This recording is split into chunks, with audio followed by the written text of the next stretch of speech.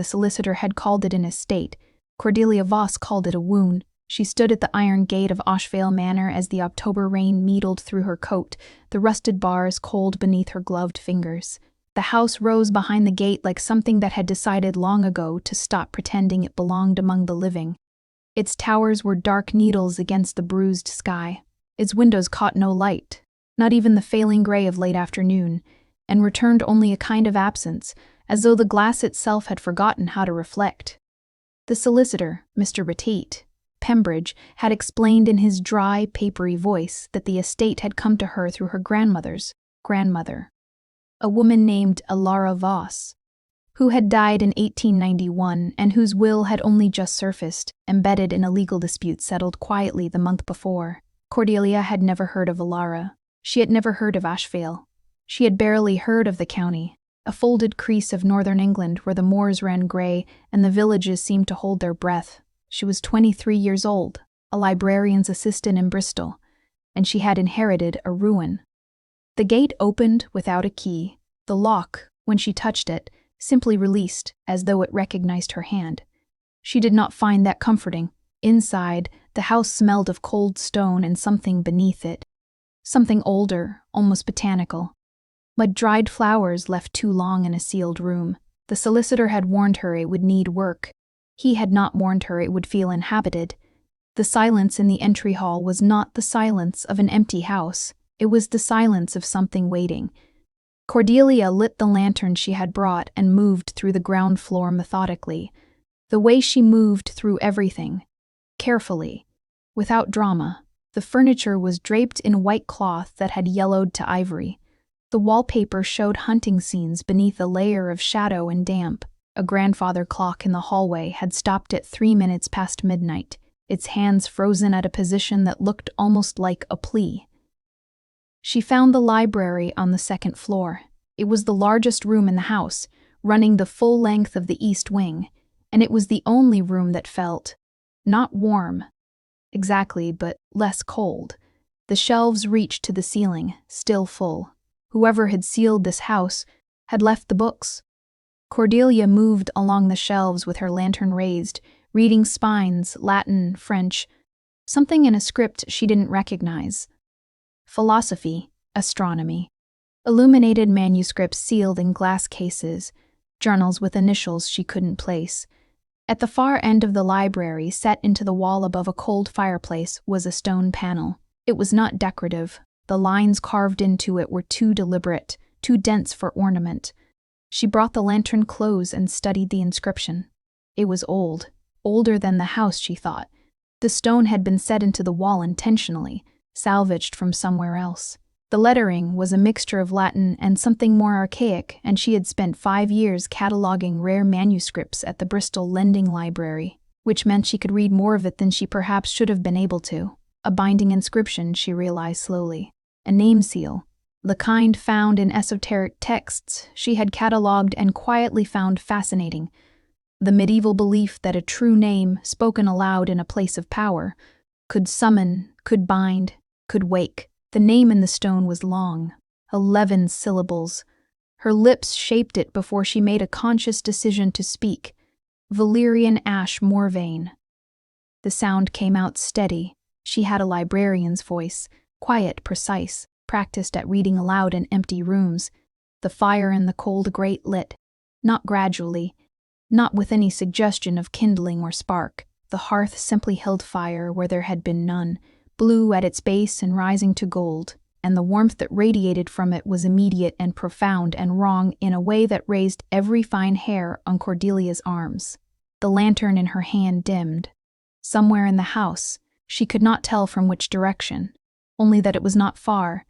She heard a sound, not a footstep. Not quite.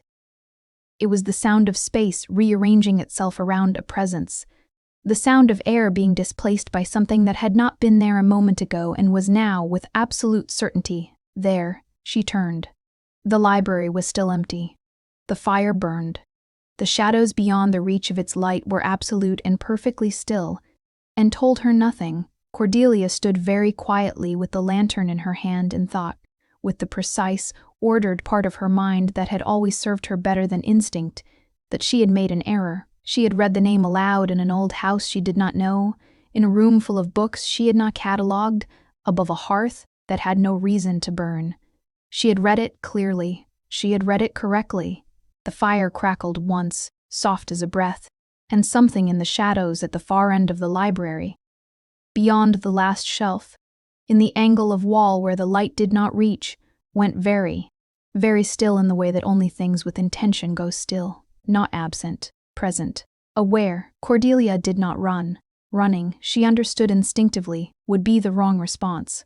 She stood in the firelight, with her back straight and her lantern raised, and waited, because she was her grandmother's granddaughter's granddaughter, and the women of her line had always faced the dark that found them. She only wished she knew what she had woken. The fire burned through the night. Cordelia did not sleep. She had decided, somewhere in the first cold hour after midnight, that sleeping in Ashvale Manor without understanding what she had done in the library would be a particular kind of foolishness, and she had been raised by a quiet, precise grandmother who never explained anything she considered self-evident, to avoid foolishness above most other failings. She sat in the library in the armchair closest to the hearth, wrapped in the coat she had not taken off, and she read. The journals on the shelves nearest the fireplace were the oldest and the most fragile, their leather spines worn to velvet softness. Most were in French or Latin, 2 were in English, a cramped, antique English that took concentration to parse. And she worked through them slowly, her fingers careful at the page edges. The name she had spoken appeared twice in the first journal, once in a marginal note abbreviated to initials, once in full, in a passage that made the cold in the room seem to deepen by several degrees. He is not gone, the author had written. A woman, Cordelia thought, from the handwriting's particular slant. He is only sleeping. The house holds him. The name holds him. The name must never be spoken, not by one of our line, not within these walls, because our blood is his anchor and our voice is his key. Cordelia read the passage twice. Then she looked up at the shadows at the far end of the library, which had been still all night in the particular way she had noticed when she first turned around. That quality of stillness that was not absence, and said quietly to whatever stood there, "I didn't know." Nothing answered, but the quality of the silence changed, slightly, less like waiting, more like attention. She returned to the journal. By the 3rd hour, she had assembled a partial picture. Alara Voss, her ancestress, had been the last keeper of Ashvale Manor before it was sealed. Alara had known what the house held. Alara had taken deliberate steps to ensure the name in the stone would not be spoken. She had sealed the house, buried the will, ensured no member of the Voss line would inherit for at least a century. The legal complication that had finally surfaced, the will, a disputed codicil, a clerical error in a probate office in 1987, had not been something Alara could have planned for. She had not failed. She had simply been outweighed by paperwork. Cordelia found this, despite everything, faintly funny. She pressed her lips together and did not let herself smile, because she was aware that somewhere in this room, something very old was watching her, and she did not want to seem foolish. At dawn. She knew it was dawn because the fire's color shifted, the blue at its base warming to amber. She finally heard something. A voice. Low. Precise. The sort of voice that had not been recently used and moved slowly, as though relearning its own weight. You read Latin. She kept her eyes on the journal. And French. Some Old English. Passable Greek. A pause. Then, you are a Voss. Cordelia Voss. She looked up then. He was standing at the edge of the firelight. Not in the shadows, not quite in the light, but in the narrow band between them where the fire's reach became uncertain. He was tall and still in the manner of very old trees, the kind of stillness that was not the absence of movement but the mastery of it. His face was, she could not immediately find a word that wasn't inadequate, austere, precise. The face of someone who had thought deeply for a very long time and found most thoughts insufficient. His eyes, where the firelight touched them, were not dark. They were a deep, saturated amber that she recognized absurdly as the exact color of the sealing wax on the oldest manuscripts in the Bristol Library. He was looking at her with an expression she could not read, not hunger. Or, not only that, recognition perhaps. Uncertainty, the look of someone who had expected something specific and found something else entirely. You spoke the name, he said. I read it from the stone. I didn't know what it would do. Your ancestress knew. My ancestress has been dead for over 100 years. Her instructions were rather thoroughly lost. Cordelia closed the journal carefully and set it on the arm of the chair. I've been reading her notes. She seemed to believe you were dangerous. I am. He said it without inflection as a fact. She was correct. But you haven't moved from that spot in 8 hours. Something shifted in his expression. Not quite surprise. Reassessment. No, he said. I have not. The fire crackled between them. Dawnlight was beginning to gray the high windows, making the room slightly larger, slightly less sealed. You're Valerian, she said. Valerian Ashmore Vame. That's the full name in the stone. He went very still at the sound of it. A different kind of still than before. Personal. Almost pained.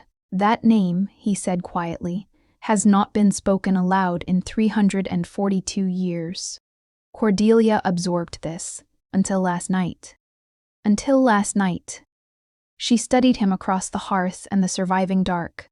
This man who was not a man, who had been sleeping in the walls of her inherited house, who had waited in the shadows all night without approaching, who had flinched, just slightly, at the sound of his own name. She thought about the journals still unread on the shelves. She thought about Alara, who had sealed this house to protect a secret, and the unnamed forces of bureaucracy and time that had unsealed it. Then I suppose, she said carefully, we should talk. He was silent for a long moment. Then, yes, we should. He did not move from the edge of the light. The manor required a week to become habitable, and Cordelia spent it in a careful, methodical negotiation with the house's decay. She hired no one. She wasn't sure she could explain the situation to tradespeople. Yes, I've inherited a Gothic manor. Yes, it may be haunted. No, I'd rather not discuss the tall, immortal occupant in the library. And in any case, she found she was not ready to introduce the outside world to Ashvale. She drove to the nearest village, 12 miles south, and returned each day with supplies, candles, tinned food, cleaning materials, a portable heater that the manor's electrical system, installed in 1952 and largely decorative, could just about support. Valerian did not help. He did not hinder either. He occupied the library with the quality of a piece of furniture that has been in the same position for so long it has become part of the room's architecture. During the day, he was not visible. She learned quickly not to look for him in daylight. That he existed in the house during those hours, in some state she couldn't observe or categorize. At dusk, he was simply present again, usually in the library, occasionally in the long gallery on the 3rd floor where the portraits hung. She found him there on the 4th evening. She had come to the gallery with a cloth and a bucket of soapy water, intending to start on the portrait frames, and stopped in the doorway when she saw him. He was standing before the largest portrait, a woman in 17th century dress, dark-haired, with a face of such composed severity it seemed almost architectural, with his hands clasped behind his back and his attention completely given to the canvas. Cordelia waited. When it became clear he was not going to acknowledge her unless she spoke, she said, "Is that someone you knew?" "My sister," he said. He did not turn. Isaveth. She died in 1671. I'm sorry, it was a long time ago. That doesn't necessarily help. She came into the gallery and began on the nearest frame, which was easier than standing in the doorway feeling uncertain. I've been reading more of Alara's journals. She refers to you as the Hollow King. Is that what you were called? A pause. It is what I was called after I entered the house. Before that, I had other titles. What titles? He finally turned from his sister's portrait, the gallery candlelight. She had set candles on the windowsills. She found she was developing a preference for candlelight over the weak overhead bulbs. Found the angles of his face with precision. I was sovereign of the Morvine Covenant, he said, a governing body among my kind. I held that office for 2 centuries. He paused. I no longer hold it, because you came here, because I chose to come here. The covenant does not forgive abandonment." Cordelia wrung her cloth and moved to the next frame. "Why did you come here?" Ilara's journals don't explain that. They explain what you are, and that you were bound, and that the binding required a Voss voice to hold, but not why you chose to be bound. He was quiet for long enough that she looked up from the portrait frame. He was watching her. Not the way he had watched on that first night, across the fire, with the wariness of something newly woken. This was different, more direct, as though he had decided some time in the past few days that she was worth looking at carefully. "Your ancestress and I made an agreement," he said at last. "I will tell you the rest when I know you better." It was not an evasion, it was a condition, offered plainly, and Cordelia recognized the difference. She returned to the portrait frame. "All right," she said. They worked, she worked, and he stood near enough to be company without pretending to have any practical function. In a silence that was nothing like the first night's silence, that had been watchful, charged with question. This was easier. A silence that had decided, provisionally, to be comfortable. On the 5th evening, she found a kettle in the kitchen that still worked, and made tea, and brought a second cup to the library without asking whether he wanted it. She set it on the table beside the chair she had begun thinking of as his, the tallest one, near the center shelf, from which the entire room was visible, and sat in her own armchair with her cup and the next journal. He regarded the cup for a moment. "I don't require—" "I know you don't require it," she said without looking up. "I brought it anyway." Another of his long silences. She was beginning to find them less unnerving and more like punctuation, places where he thought rather than spoke, and where the thought, when it emerged, would be worth having waited for. "Thank you," he said. He did not drink the tea, but he did not move it, and it sat on the table beside him for the rest of the evening. On the 7th evening, she came into the library to find that the highest shelves, the ones she couldn't reach without the library ladder, whose wheels had been stiff and stubborn, had been dusted. The manuscripts in their glass cases had been precisely rearranged, their labels aligned. She stood in the center of the room and looked at the shelves and did not say anything for quite some time. When she finally spoke, she said, "You alphabetized the German section." From the far end of the library, without looking up from the manuscript he was reading by candlelight, he said, "It was already alphabetized. I corrected the errors." Cordelia looked at the shelves.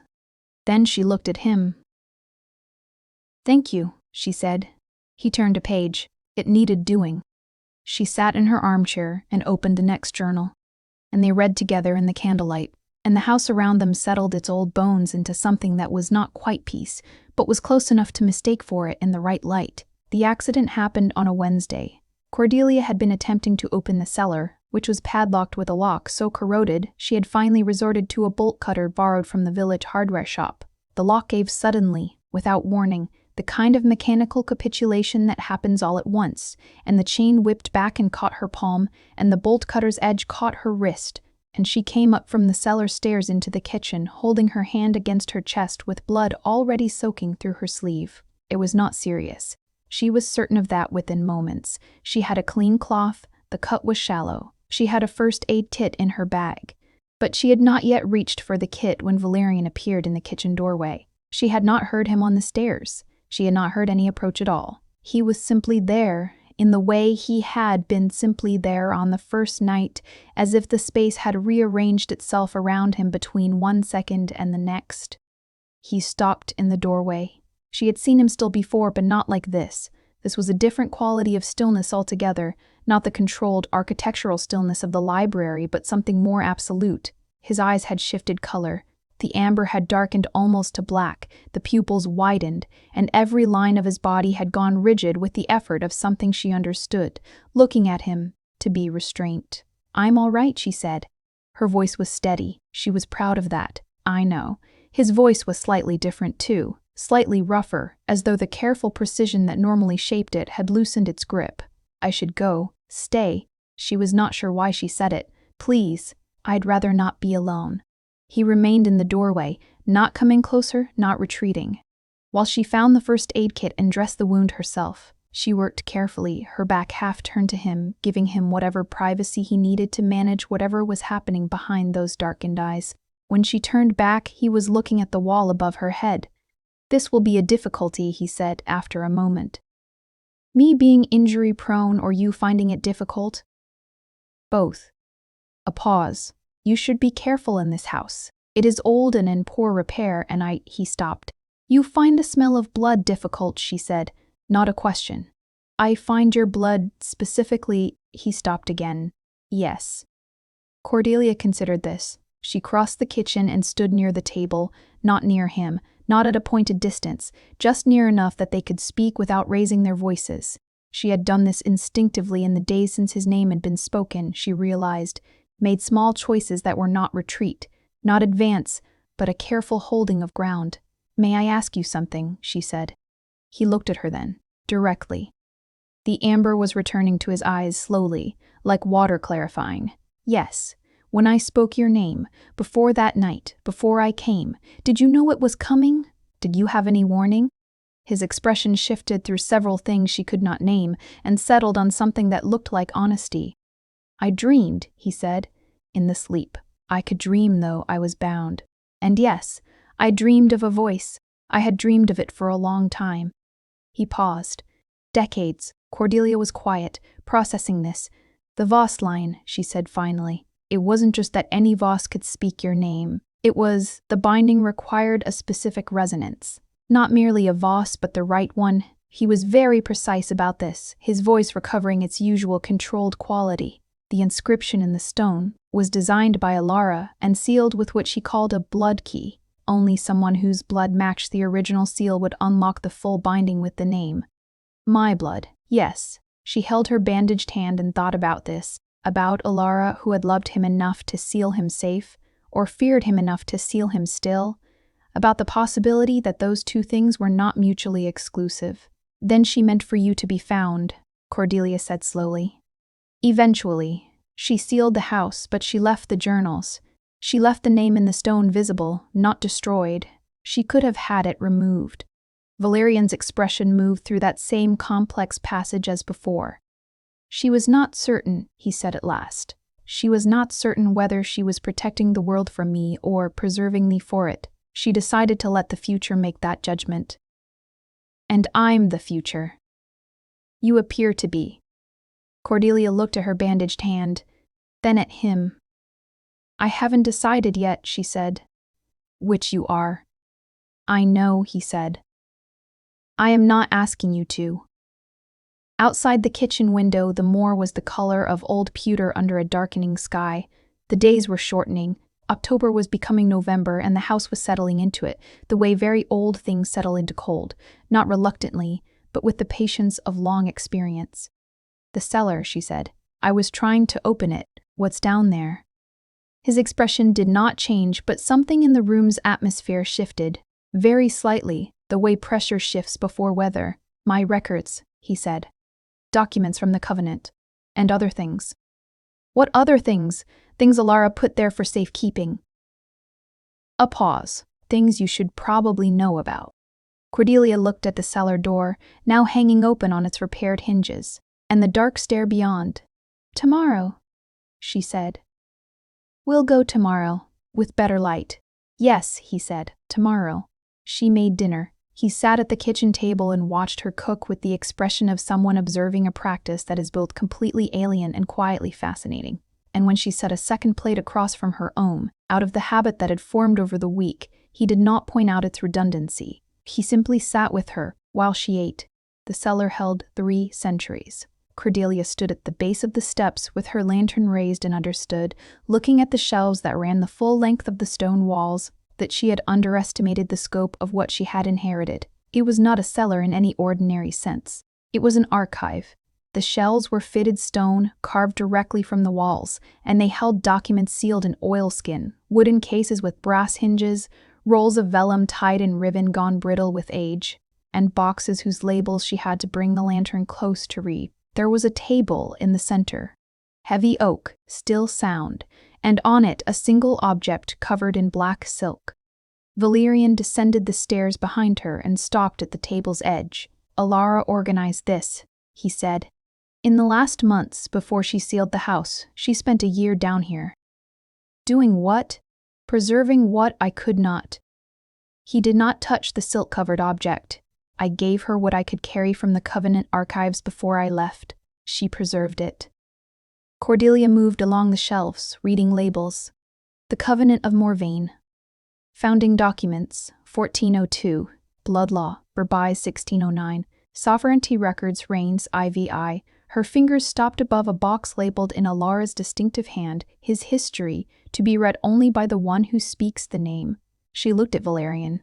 He was watching the box with an expression that was not quite apprehension and not quite resignation, but occupied the space between them. "May I?" she asked. He was quiet for a long moment. "Yes." She carried the box to the table and opened it carefully. Inside, in Alara's cramped hand, was a letter addressed to no one, or to whomever had come after, which was the same thing as no one for a very long time. She read it aloud because it seemed right, because Valerian did not move to read it himself, and she thought perhaps he already knew what it said, and she thought perhaps it was easier to hear it spoken. The man you have woken, Alara had written, was once a king in the full sense of that word, not merely a ruler of territory, but a sovereign of living law. He governed the Morvain Covenant for 200 years, and under his sovereignty, my people, those of the blood, those bound to the old ways, were as safe as any immortal thing can be said to be. He ended that sovereignty voluntarily. You must understand what voluntary means. For one of his kind, it means something that costs more than most creatures have. He ended it because the Covenant had turned to a practice he called the devouring, the consumption of bloodlines for power, the extinction of families who carried gifts the Covenant wanted. He called for it to stop. When it did not stop, he left. Leaving was not enough. A former sovereign does not leave quietly. They are hunted, reclaimed, or destroyed. He chose with my help a fourth option. He bound himself to this house, to this land, to the name that only my blood could speak, and he slept. And the Covenant believed him destroyed. He is not destroyed. He is waiting to see if the world is worth returning to.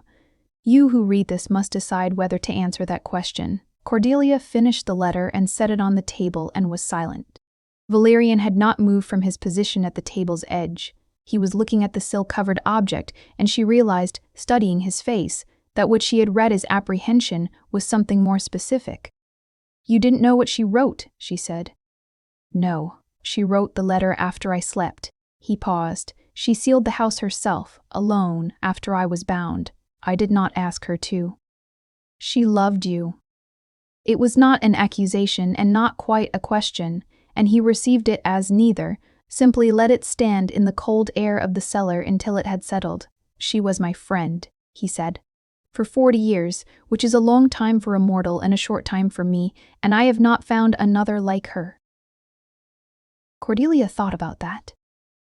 About 40 years, about what it cost to be loved by something that lived centuries, to know that your entire life was a portion of their waiting. She reached for the silk-covered object on the table. "May I?" He said nothing. She took that as consent. Beneath the silk was a crown, not the elaborate architectural crowns of portraits and paintings, but something older and simpler. A circlet of black iron worked into repeating forms she slowly recognized as interlocked letters. A name, over and over, in a script she now knew. His name, the full 11 syllables, worked endlessly around the band. She held it in both hands and felt something she could not immediately name. It moved from her palms into her arms and settled in her chest, a warmth, a vibration, like the low note of a bell that has not yet fully faded. She looked up. Valerian was watching her hands. His expression had become very contained, very careful. The way she had learned to recognize meant that he was suppressing something significant. "What is this?"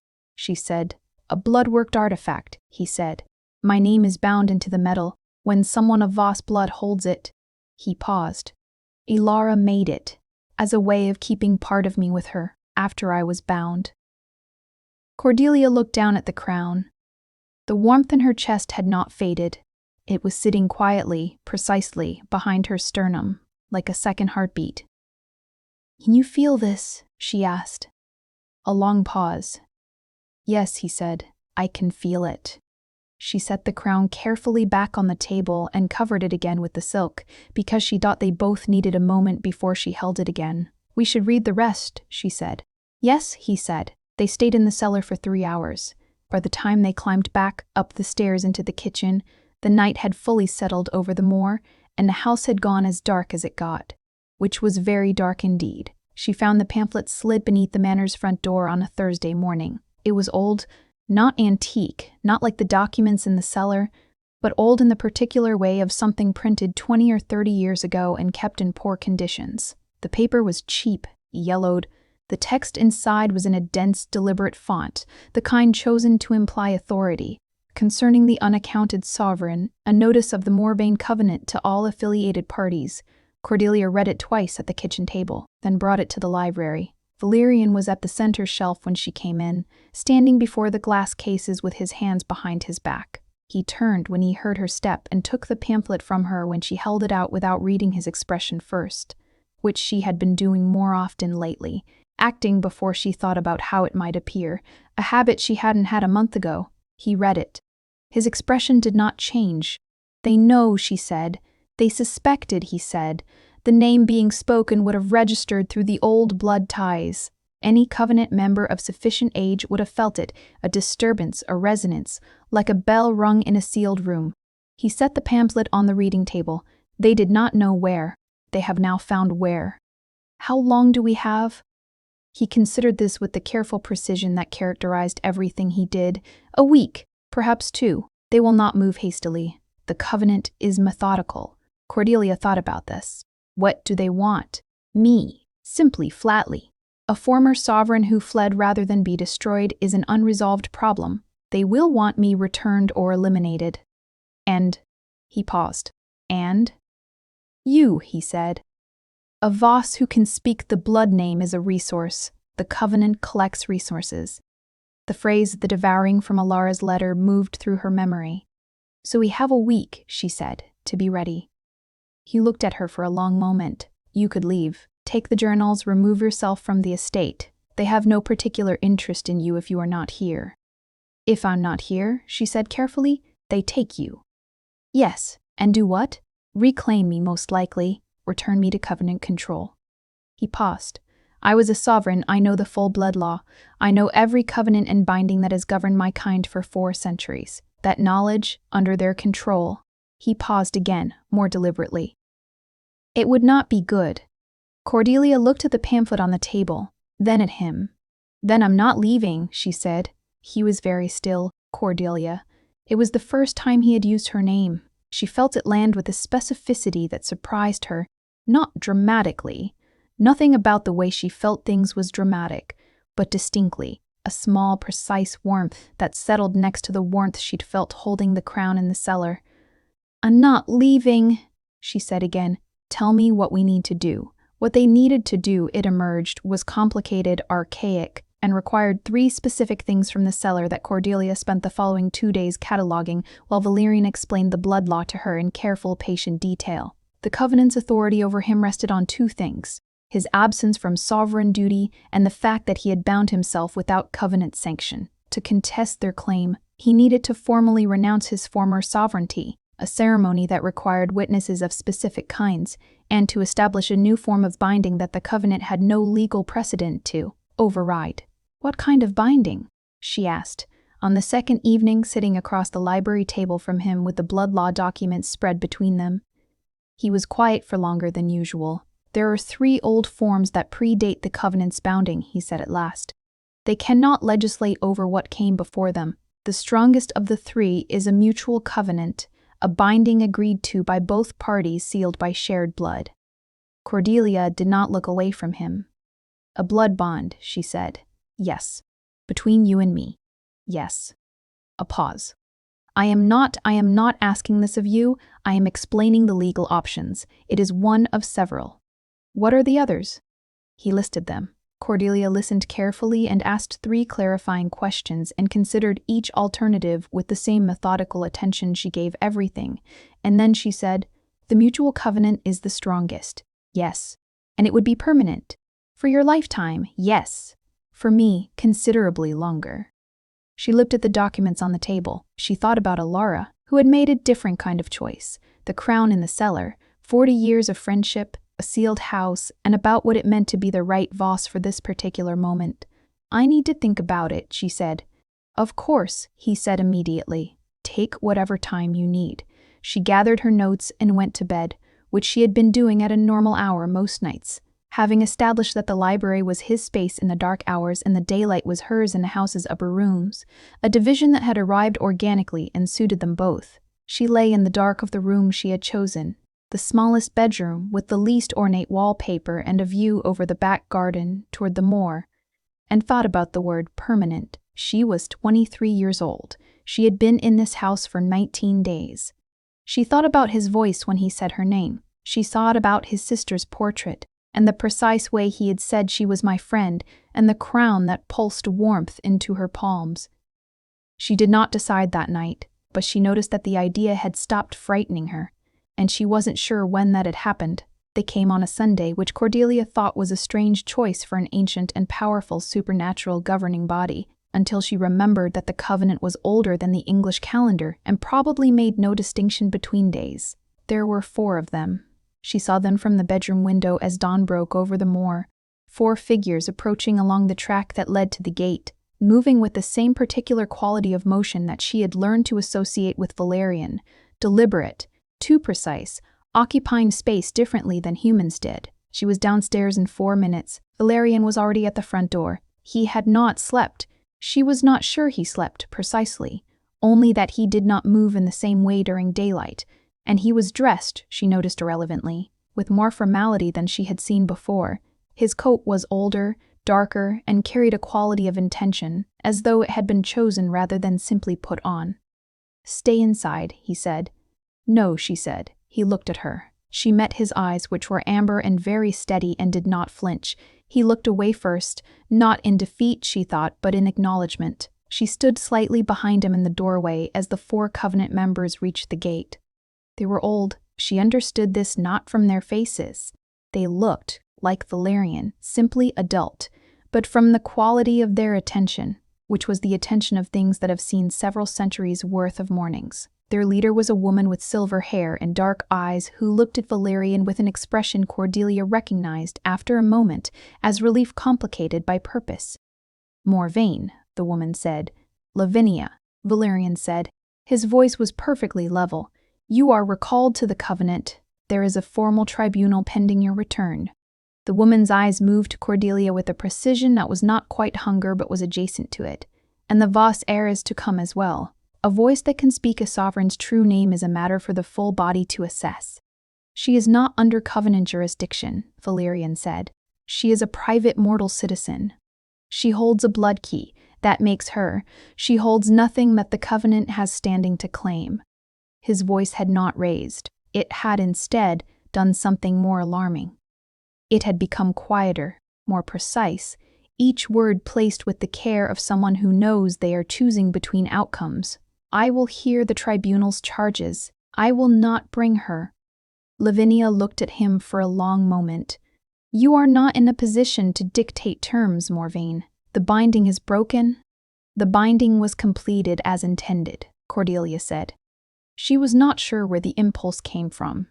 Valerian went very still beside her. She stepped forward 1 step so she was beside him rather than behind him, and looked at Lavinia with the same steady directness she used for difficult researchers who believed librarians were merely furniture. The Voss line sealed this house and preserved this estate specifically to ensure the binding would hold until the right time, she said. The right time is now. I spoke the name willingly, as the documented heir, and I am prepared to formalize the mutual covenant under the old forms, under law that predates her covenant's founding, which I have now read and can cite. She was aware that she was doing something potentially very foolish, and also that she was not afraid, which was either courage or the specific kind of clarity that comes from having made a decision you didn't realize you made until you were speaking it aloud. Lavinia's eyes narrowed. A mortal invoking the old forms. The old forms require no immortal party to invoke, Valerian said. His voice was very quiet now and very careful.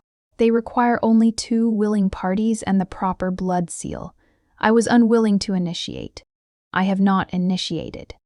But if she invokes, he paused, I accept. The words fell into the cold morning air with a weight that was almost physical. Lavinia looked between them. This will go to the full body, she said. Let it, Valerian said. The old forms are not subject to full body review. You know this.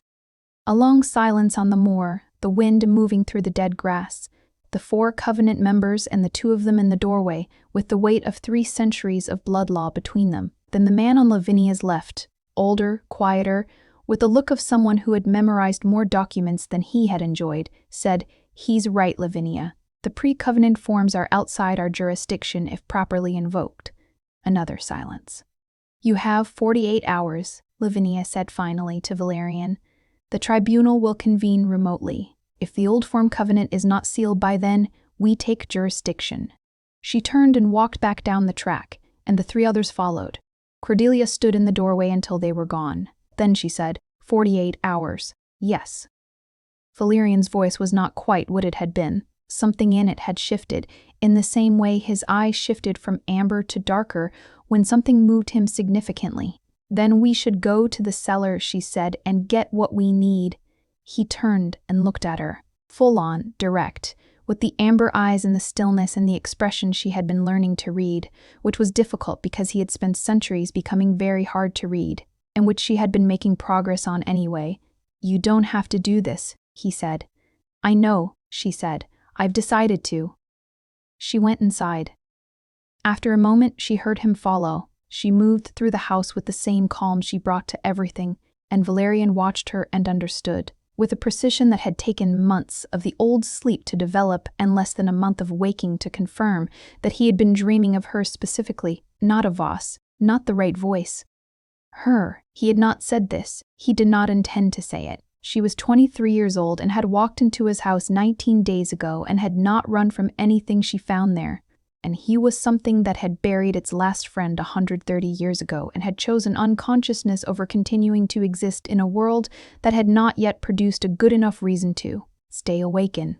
She was now asking him to stay awake. She was standing in the cellar at the table with the blood law documents arranged in front of her, cross-referencing a passage in oldest text with her own handwritten notes, and asking him to stay awake by the simple fact of her continued presence in a house that had not been inhabited in over a century. He found it extraordinarily difficult to be precise about what this cost him, not in the way that difficult things had cost him before. Not grief, not restraint, not the kind of loneliness that becomes over centuries, simply the texture of existence. This was different. This was the particular difficulty of wanting, which he had set aside so long ago he had nearly forgotten what it felt like from the inside. He crossed the cellar and stood beside her at the table. And vampire POV? Tell me the steps, Cordelia said, without looking up. She had learned, she thought, to be very consistent about not looking up when he came close, because she had also learned that looking up when he came close produced a specific quality of awareness that was not useful when she needed to think clearly. The first seal is verbal, he said. The declaration of intent, in the old language. I can provide the words, you repeat them. Then the blood exchange. A cut, minimal, on each palm, clasp hands. He paused. Then the name.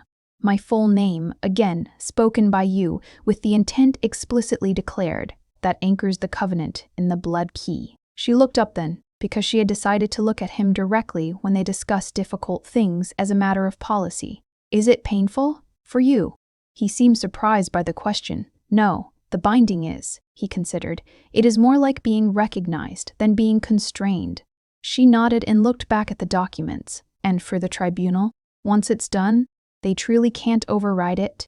Not legally.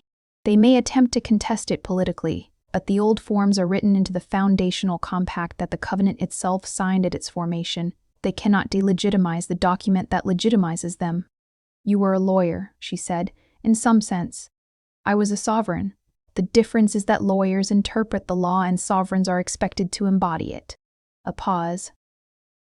Though in practice the distinction is smaller than it appears. She almost smiled. He had noticed over the past 3 weeks that she almost smiled more often than she actually smiled, and that the almost smiles were, in his possibly compromised assessment, more affecting than the actual ones. Let's begin, she said.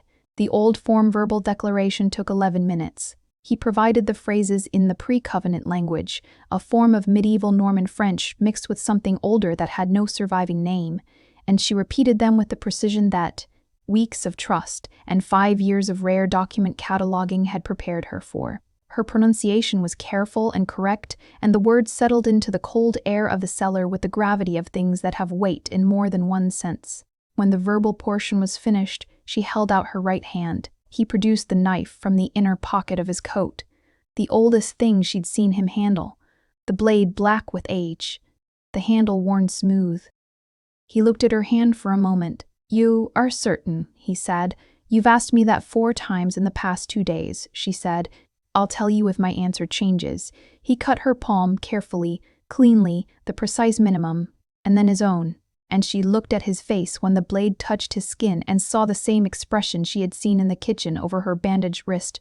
That effort of containment that she understood now was not predatory suppression but something more complicated. She clasped his hand. The warmth was immediate, not the hearth warmth of the first night, not the crown warmth of the cellar. This was different in quality, fuller, more encompassing, radiating from their clasped hands upward into her arm and chest, and settling there in a way that felt, she thought, like a resolution. Like a final note. She looked up at him. He was looking at their clasped hands. His expression was the one she had the most difficulty reading. Not controlled or suppressed, but open in a way that was so unguarded it looked almost unfamiliar on his face, as though it was an expression that rarely happened and was not practiced. "Valerian Ashmore Vane," she said. His eyes met hers. "With this blood and this name and this declared intent," she continued, her voice the same quiet librarian's voice that had read aloud in empty rooms and spoken his name into the dark of a Gothic library 3 weeks ago, and apparently without her full awareness, decided something significant then that she was only formalizing now. "I bind myself to you willingly, as witness and covenant holder, and call you by your true name, freely given." The warmth expanded. She did not let go of his hand. He did not let go of his hand. He did not let go of hers. The candle on the table burned very steadily, and the shadows in the cellar were still, and the house above them was quiet, and his eyes in the candlelight were amber and very close. And she thought about kissing him for the first time in exactly the way she thought about most things that were significant, deliberately, clearly, and without flinching. She did not act on it, but she thought it clearly, and he was very near, and his hand was warm against hers despite everything she had believed about the temperature of immortal things. "Thank you," he said, quietly, as though he was still learning what to do with being given things.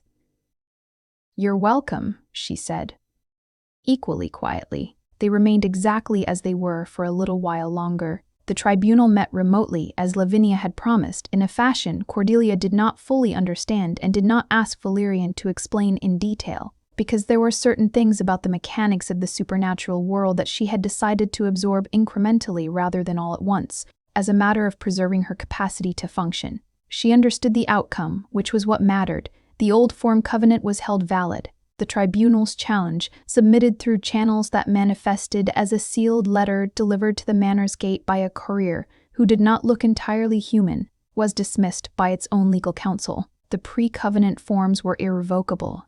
Valerian Ashmore Vane was, in the covenant's own legal language, no longer an unaccounted sovereign, but a formally bound private party under old form protection. Lavinia came herself to deliver the official word on a Thursday morning exactly 1 week after the first visit. She stood at the gate. She did not come through it this time, and delivered 3 sentences to Valerian in the old language, formal and final, and left without looking at Cordelia at all, which Cordelia thought was the most honest thing the woman had done. Valerian translated the sentences when she asked. The covenant acknowledged the old form covenant, renounced jurisdiction over both parties to it, and noted in its records that the Morvain line was considered formally separate from covenant governance. "Is it over?" Cordelia asked. "The legal portion," he said. "There are members of the covenant who will resent this outcome." The woman with Lavinia, the older one who confirmed the law, he was the most dangerous of them. He believes the old forms were a political mistake made by the covenant's founders. He will look for ways around it. How long, I do not know. He is patient. A pause. So am I. They were in the library. The fire was lit. She had learned to light it herself, without any supernatural intervention, which she considered a point of pride, and the evening was fully dark outside and the house felt, in a way she had not expected when she arrived 6 weeks ago, like a place she lived. She was not sure when that had happened either. "I've been offered my old job back," she said. "My supervisor in Bristol assumed I'd be returning within the month. He wrote last week." Valerian was very still. "I haven't replied," she said. I wanted to ask what you intended to do, going forward." He looked at her. The amber of his eyes was steady, unhurried. He considered things carefully, and she had stopped finding the pauses anxious. "My intention," he said, "was to ask what you needed. And he paused, "to make it possible, whatever you needed." She thought about Bristol. The library. The small flat above a bakery on White Ladies Road that smelled of bread in the mornings. The careful, contained life she had lived there, which had been good, genuinely good, in its smallness and its order. She thought about the moor at dawn when the fog came in from the north, and the house rose through it like something that had decided to continue. "I need to understand what this is," she said. "The covenant. What it means you feel, or whether you feel, I feel," he said, quietly, interrupting her, in the way he almost never did. "I want to be clear about that.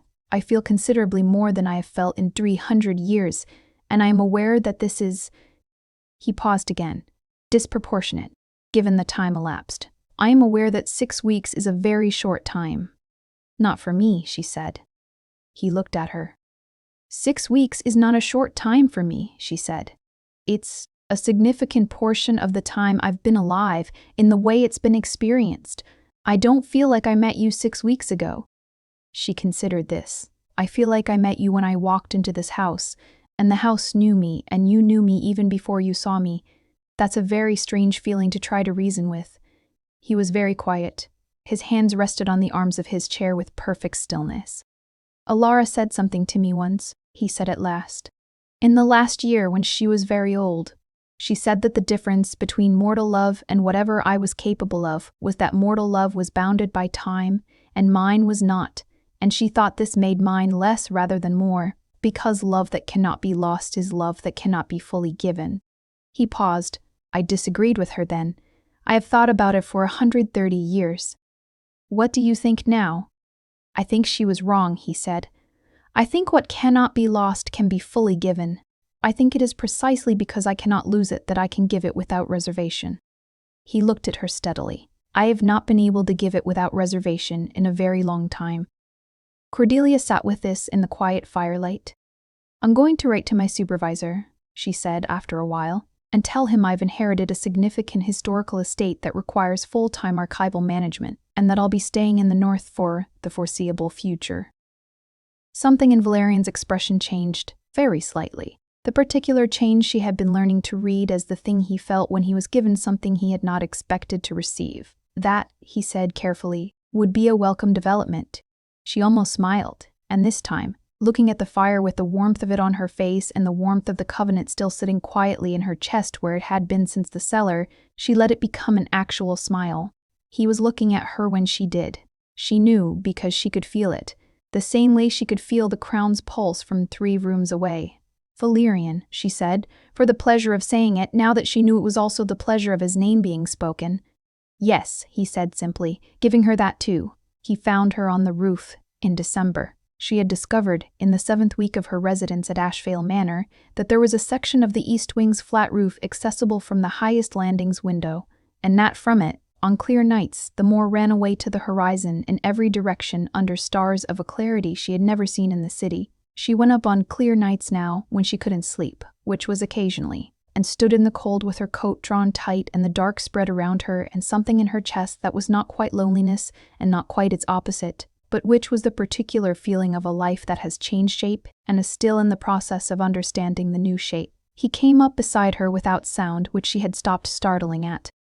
"You're cold," he said. "I like the cold," she said, which was partially true and partially that she had stopped minding it. He stood with her, which was what he did, stood near, with a quality of presence that she had come to understand was not passivity but choice. He chose this, repeatedly. in the way that someone with centuries of alternatives available chooses a specific thing. "There's something you should know," he said. She looked at him. His face in starlight was the same as in candlelight, austere, precise, impossible to fully read, and his eyes, which picked up light that human eyes didn't, had a faint luminescence in the dark that she had gotten used to and now found quietly beautiful. "The Covenant member," he said. "The older one, Renaud. He has been in contact with vampire hunters." She was quiet. "He cannot move against us legally," Valerian said. "But hunters operate outside Covenant law by definition. They hunt based on their own doctrine, which does not recognize old-form Covenanters or mortal vampire bonds as legitimate." "What kind of threat is this?" she said. "Significant. They are effective." A pause. "They have been effective against things considerably stronger than I currently am. Currently. The binding cost you strength. The sleep cost me strength. Returning to full capacity takes time, years in some cases." He said this without complaint as a fact. "I am functional. I am not what I was." She thought about the tribunal and Lavinia at the gate, and the way Valerian had spoken to them with the precision of absolute legal certainty, even from a position she was beginning to understand, had been weaker than he'd let show. "What do we need?" she said. "Time," he said, "and to be more difficult to find than we currently are. The estate has been known to the Covenant for 2 months. Yes, moving is possible, but the old form Covenant is anchored to this land. Leaving weakens it." She thought about this. The moor ran dark under stars. Somewhere to the north, a light moved. A car on a road she couldn't see, a long way off. "You've done this before," she said. "Defended something, someone." "Yes. And?" A long pause. A very long one by his standards. And she had learned his pauses the way she had learned everything about him, by paying close attention and refusing to fill the silence before he was ready to. "And I was not always successful," he said. "I saveth others. The Covenant is very old and very patient, and it has outlasted things I believed indestructible." She turned to look at him fully. He was looking at the horizon, and his face was the most open she had seen it. Not in the way of the cellar or the library, the controlled openness of someone choosing to share, but something more involuntary. Something that was not his preference, but was the truth. "I am afraid," he said, "of being the cause of harm to you. I want to be very honest about this. I believe that what I offered was worth the risk, because you seemed capable of assessing risks clearly and you chose anyway, but the threat now is real," she said. "I know." She put her gloved hand on his arm. He looked down at it. "I knew there would be threats. I read Alara's journals. I understood what I was choosing. You are 23 years old. You keep saying that as though it were an argument," she said. "My age is not an argument against my capacity to make a considered decision." "No," he said. "It isn't. I know it isn't." He was quiet. "I say it because I find it." He paused. "Worth preserving. Your age. Your life. The particular amount of it you have not yet lived." The cold pressed around them. The stars were very bright. She understood then, what he could not quite say directly, that the fear was not abstract, that it had a specific shape and weight and was not, for him, the intellectual acknowledgement of risk, but the visceral anticipation of loss, which was something he had not permitted himself in a very long time because he had not permitted himself to have anything to lose. She had made him have something to lose. She was not sorry, but she understood the cost. She did not say anything. She did not need to. She moved, slightly, and he moved, slightly, and they stood on the cold roof under the clear December stars, with her shoulder against his arm and the moor spreading dark in every direction, and the warmth of the Covenant between them was steady and unhurried and patient, in the way that things are patient when they have decided to be permanent. "We'll be ready," she said at last. "Yes," he said, "we will." The wind moved across the moor. The house settled below them, 3 centuries of stone and record and blood-sealed darkness, and held. In 342 years of sovereignty, governance, exile, and sleep, Valerian Ashmore Vane had made 3 decisions that he recognized, immediately upon making them, as irreversible. The first had been to challenge the devouring. The second had been to choose the binding and the sleep over continued existence in a world he had stopped believing in. The third was Cordelia. He was aware, with the complete, exhausting clarity of someone who has lived long enough to understand himself thoroughly, that he had recognized her in the first moments, not just her blood, not just the resonance of the name in her voice, but her, the particularity of her. The way she faced the dark in his library with her lantern raised and her shoulders straight and her voice steady, and said I didn't know, and did not apologize for what she'd done, and did not run. He had been waiting for 300 years without knowing he was waiting. He was done with waiting. The hunters came in January. Cordelia knew they were coming before she saw them because the house told her. She had begun to understand, in the weeks since the tribunal, that Ashvale Manor was not merely a building. It was an extension of the blood-sealed covenant, and she was one of its anchoring points. And it communicated in the way that very old things communicate, not in words or sounds, but in the quality of air. The feeling of attention gathering, the particular stillness that meant, look. She found Valerian in the library at 2 a.m. He was already standing. How many? She asked. 3, he said. The gate. She had, in the 2 months since the cellar and the tribunal and the conversation on the roof, been doing certain things that she would not have described to her former supervisor in Bristol in any terms that would be credible. She had read, very carefully, the foundational documents of the Morvain Covenant and the old form laws. She had catalogued the cellar completely. She had learned, from Valerian, patiently, over long evenings, the specific properties of a blood-sealed estate under old form protection. She knew what the house could do. The east wing, she said. If they enter through the gate, they'll approach the east door. Yes, the old form protection holds inside the boundary. Within the boundary, yes. Any blood-sealed space is sanctuary. Then we don't go out, she said. We hold the boundary. He looked at her. I have read the relevant documents, she said. A blood-sealed sanctuary cannot be violated without the explicit consent of both covenant holders. They would have to enter legally, which they can't do, or destroy the boundary seal, which requires breaking the blood key, which requires. He understood, which requires that you renounce the covenant, which I am not going to do. He was very still for a moment. No, he said. I did not think you were. They held the boundary. It was not dramatic, in the physical sense. She'd expected something more obviously violent, something with fire and breaking and the kind of supernatural confrontation that the Gothic novels she'd read in university had led her to imagine. Instead, it was 3 hours of standing in the sealed manor, in the deep cold of January, with every lamp and candle lit and the covenant's warmth a steady constant between them, while the 3 hunters tested the boundary in ways she could feel but not see, pressure at the windows, a rattling of the gate that stopped and started. Something at the north wall that made the stone vibrate briefly before subsiding. None of them crossed the threshold. At 5 a.m, the pressure stopped. Cordelia stood in the library with her hand on the fireplace mantel and understood, slowly, that it was over. This particular iteration of it, at least. Renaud won't stop, Valerian said. I know. This will happen again. I know. She turned from the fire. He was standing in the center of the library, where the light fell fully on his face, and she looked at him without the guarded distance she had maintained in the first weeks, which had been useful and correct then, and which she did not need now. We will be more ready next time, she said. Yes. She crossed the library and stood in front of him, which she had done before in various contexts, but never quite like this.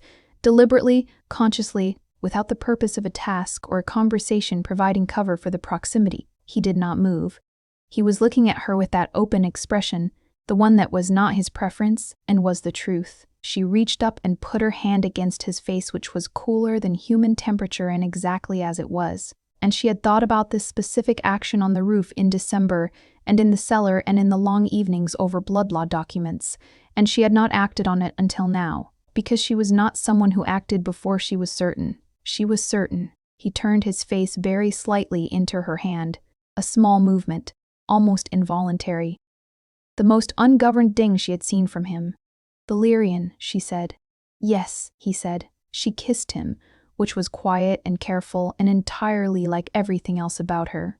and the warmth of the covenant between them expanded briefly into something that reached the ceiling of the library and the cold stone walls and the books that had survived 3 centuries, and the fire that had lit itself when she spoke his name. And then it settled back into its usual position in her chest, where it had been living since the cellar, steady and permanent. He kissed her back with the careful restraint of someone who had been restraining for a very long time, and who had decided, tonight, that restraint had served its purpose. The library was warm, the house was quiet. The moor outside was dark and wide and patient. She stayed. In the morning she wrote her supervisor in Bristol to inform him, with professional courtesy, that she would not be returning. She had, she explained, found her life's work. She had not expected it to be here, in the Gothic manor on the northern moors, in a library full of 3 centuries of blood law and 2 people who had both, in their different ways, been waiting without knowing it. She sent the letter and went back to the library and found him reading in the armchair she had begun thinking of as his on the 3rd day, and she sat in hers. And they were quiet together in the way of people who have decided, clearly and without reservation, that the other one is worth all the darkness they come with. She thought, this is what Alara meant to preserve. She thought, this is worth waking for. Outside, January ran grey over the moor, and the house held, and the name that had been lost for centuries was spoken every day now, freely, by the girl who had found it in the stone. And every time, it meant something new.